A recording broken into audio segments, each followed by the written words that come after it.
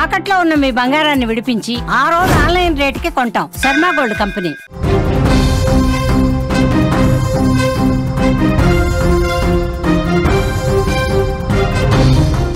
అమెరికాలో భారతీయుడి హత్యతో ప్రకంపనలు మొదలయ్యాయి. అమెరికాలో భారతీయుడి హత్యకు సంబంధించి డొనాల్డ్ ట్రంప్ రియాక్ట్ అయ్యారు. నిందితుడిపై ఫస్ట్ డిగ్రీ అభియోగాలతో విచారణ జరుగుతోంది. నాగమల్లయ్య కుటుంబానికి న్యాయం చేస్తామని ట్రంప్ చెప్పారు. నేర చరిత్ర ఉన్న వాళ్లను అనుమతించబోమని స్పష్టంగా చెప్పారు. అమెరికాను మళ్లీ సురక్షితం చేస్తామని ఆయన హామీ ఇచ్చారు. వలస రూల్స్ మరింత కఠినంగా మారబోతున్నట్టుగా ఒక సంకేతం కూడా పంపించారు. అమెరికాలో భారతీయ టెకీ చంద్ర నాగమల్లయ్య దారుణ హత్యతో వలస విధానాల మీద మళ్లీ చర్చ ఊపందుకుంది. ఈ ఘటనపై అమెరికా అధ్యక్షుడు డొనాల్డ్ ట్రంప్ తీవ్రంగా స్పందించారు. అక్రమ వలసలను ఇకపై ఉపేక్షించేది లేదు అని ఆయన చాలా స్పష్టంగా చెప్పారు. నాగమల్లయ్య హత్యకు కారణమైన క్యూబా వలసదారుడికి కఠినమైన శిక్ష పడే విధంగా చర్యలు తీసుకుంటామని హామీ ఇచ్చారు ఆయన. ఈ నేపథ్యంలో అమెరికాలో వలసలకు సంబంధించినటువంటి నిబంధనలు మళ్ళీ మారబోతున్నాయి. మళ్ళీ కఠినం చేసేందుకు ట్రంప్ అడుగులు వేస్తున్నారంటూ చర్చ స్టార్ట్ అయింది. మోటల్ మేనేజర్ నాగమల్లయ్య వద్ద మార్టినేజ్ అనే వ్యక్తి పనిచేస్తూ ఉన్నాడు. బుధవారం మల్లయ్య మార్టినేజ్ మధ్య చిన్న విషయానికి సంబంధించి వాగ్వాదం జరిగింది. వీళ్ళ మధ్య వాగ్వాదం అంతకంతకు పెరగటంతో ఆవేశానికి గురైనటువంటి మార్టినేజ్ మల్లయ్యను కత్తితో పలుమార్లు పొడిచాడు. అక్కడి నుంచి పారిపోయేందుకు ప్రయత్నం చేస్తుండగా వెంటాడి అతని తలను నరికి చెత్త కుప్పలో పడేశాడు. ఈ దాడిని ఆపేందుకు కుటుంబ సభ్యులైన భార్య పిల్లలు ప్రయత్నం చేశారు. కానీ వాళ్ళ కళ్ళ ముందే చాలా దారుణం జరిగిపోయింది. కత్తితో పొడవటమే కాకుండా పారిపోతున్న వ్యక్తిని మొండెం నుంచి తలను వేరు చేశాడు. అంత దారుణమైనటువంటి హత్య చేసినటువంటి పరిస్థితి ఉంది. ఈ హత్య గురించి అమెరికా అధ్యక్షుడు ట్రంప్ తన ట్రూత్ సోషల్ వేదికగా స్పందించారు. చంద్ర నాగమల్లయ్య హత్య కేసులో కొన్ని సంచలన విషయాలు మా దృష్టికి వచ్చాయి. డాలస్లో మల్లయ్యకు మంచి పేరే ఉంది. అలాంటి వ్యక్తి దారుణ హత్యకు గురవటం బాధాకరం. తన భార్య కుమారుడు చూస్తుండగానే ఈ ఘోరం జరిగింది.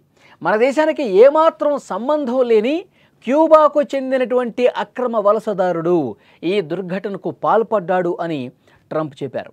తన ప్రభుత్వం అమెరికాను మళ్లీ సురక్షితం చేస్తుందని ఆయన పునరుద్ఘాటించారు. ఈ దుశ్చర్యకు ఎవడైతే పాల్పడ్డాడో ఆ నేరస్తుడి మీద కఠినంగా వ్యవహరిస్తాం, చాలా కఠినంగా అతన్ని శిక్షిస్తామని డొనాల్డ్ ట్రంప్ స్పష్టంగా చెప్పినటువంటి పరిస్థితి ఉంది. అసలు ఇలాంటి ఘటనలు ఎందుకు జరుగుతున్నాయి, ఘటనకి కారణం ఏంటి అని ఒక్కసారి పరిశీలిస్తే, గతంలోకి వెళ్ళేటువంటి ఒక్కసారి తొంగి చూస్తే మాజీ అధ్యక్షుడు బైడెన్ అనుసరించినటువంటి వలస విధానాలే దీనికి కారణం అని ట్రంప్ ఆ ట్రూత్ సోషల్లో చెప్పారు. నేర చరిత్ర ఉన్న నిందితుడు మార్టినేజ్కు గత ప్రభుత్వం నివాసానికి అనుమతించింది. అదే మేమైతే అసలు అలాంటి నేర చరిత్ర ఉన్న వాళ్ళని, అలాంటి క్రిమినల్ చరిత్ర ఉన్న వాళ్ళని, క్రిమినల్స్ని ఎట్టి పరిస్థితుల్లో మా దేశంలోకి అనుమతించము. గత పాలకులు అనుసరించిన విధానాలు అంత లోపభూయిష్టంగా ఉండబట్టి ఇలాంటి వ్యక్తులు దేశంలోకి వస్తున్నారు, ఇలా విధంగా క్రైమ్ చేస్తూ ఉన్నారు, ఈ విధంగా నరికి చంపేంత దురాఘాతాలకు పాల్పడతా ఉన్నారు. దీనికి కారణం గత పాలకులు, బైడెన్ వలస విధానాలు అంటూ ఆయన చెప్పినటువంటి పరిస్థితి ఉంది. సో గతంలోనే ఈ మార్టినేజ్ అనే వ్యక్తి అరెస్ట్ అయ్యాడు. గతంలో చాలా కేసులు ఉన్నాయి. చిన్నారి మీద లైంగిక దాడి, దొంగతనం, ఇలాంటి చాలా కేసులు ఉన్నాయి. క్యూబా కూడా ఉంచుకోవటానికి ఇష్టపడని ఇలాంటి దుష్టులను బైడెన్ అమెరికా గడ్డ మీదకి తీసుకొచ్చారు అంటూ ట్రంప్ ఆ ట్రూత్ సోషల్లో రాసుకొచ్చారనమాట. అయితే ఈ ఘటన తర్వాత అక్రమ వలసదారులతో పాటు నివాస అనుమతులపై నిబంధనలు మరింత కఠినమయ్యే అవకాశం ఉందని రాజకీయ విశ్లేషకులు కూడా భావిస్తున్నారు. నేర చరిత్ర ఉన్న వ్యక్తులకు అమెరికాలో ప్రవేశం అనేది పూర్తిగా నిషిద్ధం చేయడంతో పాటు ప్రస్తుతం ఉన్న వలసదారుల వివరాలను కూడా ప్రభుత్వం మరోసారి పరిశీలించే అవకాశం ఉందని అభిప్రాయం వ్యక్తం చేస్తున్నారు. నాగమల్లయ్య హత్యతో అమెరికాలో వలస విధానాలపై కొత్త చర్చ మొదలైందని చెప్పాలి. మళ్ళొకసారి రివైజ్ చేస్తూ ఉన్నారు. ఏవైతే ఇప్పటివరకు నిబంధనలు ఉన్నాయో, వలసలకు సంబంధించినటువంటి నిబంధనలు ఉన్నాయో వాటిని కఠినం చేయాలంటే ఇంకా ఎలాంటి నిబంధనలు పొందుపరచాలి, ఇలాంటి క్రిమినల్స్ దేశంలో అడుగు పెట్టకుండా ఉండాలంటే వాళ్ళ క్రైమ్ హిస్టరీ పూర్తిగా తెలిసే విధంగా ఎలాంటి చెకింగ్స్ చేయాల్సినటువంటి అవసరం ఉంది. వాళ్ళు తమ దేశంలోకి వస్తున్నాము అని ఎప్పుడైతే వాళ్ళు ఆ రాకకు సంబంధించినటువంటి దరఖాస్తు పెట్టుకుంటారో అప్పుడే వాళ్ళు అర్హులా కాదా తేల్చేటువంటి ఒక ప్రక్రియను కూడా అమెరికా ప్రారంభించింది.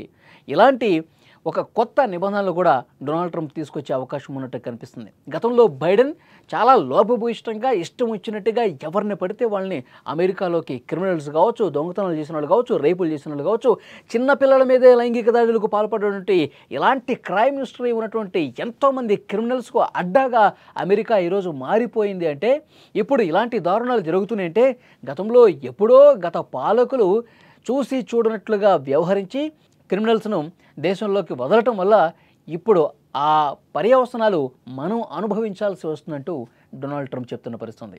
సో ఇలాంటివి ఇక మీదట జరగకూడదు అంటే మళ్ళొక్కసారి ఆ నిబంధనల్ని కఠినం చేయాల్సిన అవసరం ఉంది. సరికొత్త నిబంధనలు మళ్ళీ చేర్చాల్సిన అవసరం ఉంది. అమెరికాలోకి రావాలంటే వాళ్ళ ట్రాక్ రికార్డు, వాళ్ళ గతం అంతా కూడా ఒక వైట్ పేపర్లా ఉండాలి. ఎలాంటి క్రైమ్ హిస్టరీ బ్యాక్గ్రౌండ్ లేకుండా ఉన్న వాళ్ళని, ఏ చిన్నపాటి దొంగతనం కేసు ఉన్నా సరే వాళ్ళు కొన్ని దశాబ్దాల పాటు అమెరికా వైపు కూడా కన్నెత్తి చూడకుండా అలాంటి కఠినమైనటువంటి నిబంధనలు తీసుకురావాల్సినటువంటి అవసరం ఉందని డొనాల్డ్ ట్రంప్ చెప్తున్నటువంటి పరిస్థితి ఉంది. సో నాగమల్లయ్య హత్యకు సంబంధించి డొనాల్డ్ ట్రంప్ ట్రూత్ సోషల్లో చాలా స్పష్టంగా రాసుకొచ్చారు.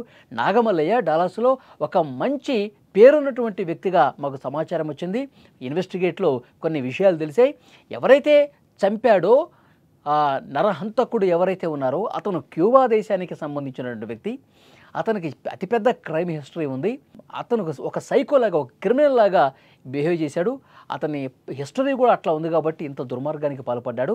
ఇలాంటి వ్యక్తులు దేశంలోకి రాకుండా ఉంటే ఇలాంటివి జరిగి ఉండేది కాదు కదా. కాబట్టి వలసలకు సంబంధించి మరిన్ని కొత్త కఠినమైనటువంటి నిబంధనల్ని తీసుకొస్తాం, ఇందులో ఏమాత్రం డౌట్ లేదని కూడా ఆయన రాసుకొచ్చిన పరిస్థితుంది.